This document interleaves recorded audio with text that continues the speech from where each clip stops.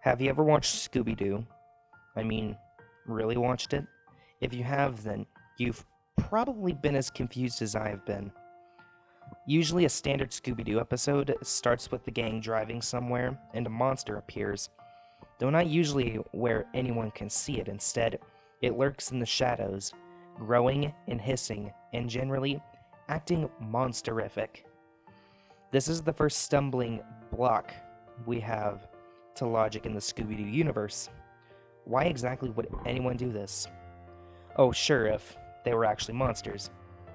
It would make sense, but these aren't monsters. These are people in monster costumes. Yet, here they are, prowling around in the dark, acting like monsters when no one's around to see them.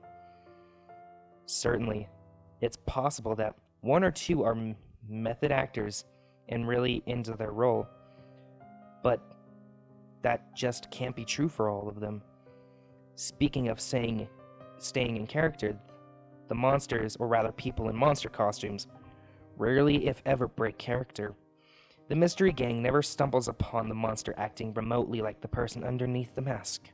Even when Scooby-Doo and Shaggy pull their "let's pretend we're barbers" shtick, the monster goes along with the act for at least a little while before realizing, hey, I'm supposed to be a monster.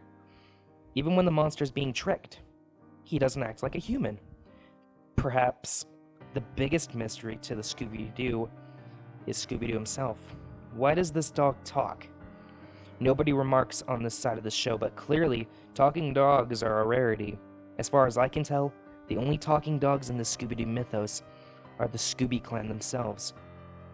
One can't help but wonder, why? Why did the mystery game keep running across monsters in the first place? Surely, this can't be a mere coincidence. It's as if fate itself is drawing our intrepid gang of teens into these strange adventures. Indeed it is, as we shall soon see. The secrets of Scooby-Doo began long before the show starts. Perhaps before the Scooby clan was even born. My theory is that at some point in the past, a person performed a spell that brought magic to the earth. This magic manifested in the form of a cursed monster costumes. That's right, cursed monster costumes. It's a sensible explanation. How else can you explain costumes that are so realistic that they can simulate anything ranging from an evil bug from the future, a 10,000-volt ghost, or a tar monster? Think about this for a moment.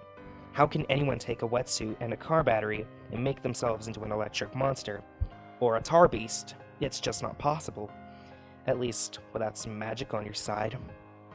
These costumes were spread around the earth by sinister forces. Ever so often, a person of questionable moral fiber discovers them. The costumes use their powers to source these vulnerable souls. If the soul is vulnerable enough, the idea of running around in a monster costume to frighten people makes perfect sense. Compelled by dark forces, the person puts on the costume and actually becomes the monster. This is why they never break character, why they enjoy lurking in darkened woods, and why they can manifest surprising powers such as super strength. It's magic that makes it happen. Over time, the costume becomes more controlling. Its eventual goal is to transform the person from a costume into the genuine monster. Often by the time Scooby and the gang are involved, this is dangerously close to happening. This is why, even when caught, the monsters will rarely admit defeat. It's only after their mask had been removed and their humanity exposed that the spell is broken, and they become human once again.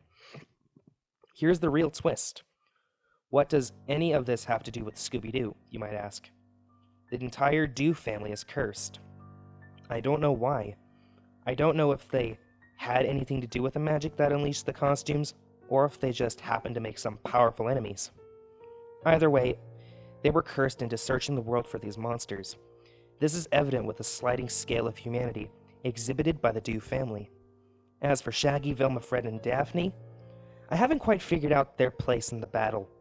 Perhaps they are merely along for the ride, like thrill seekers. Or maybe they're genuinely good people, out to stop the forces of darkness. Or perhaps there is a more sinister purpose at work, a truly terrifying secret that we dare not explore at this stage. I'm looking at you, Fred and Daphne, but that's for another time.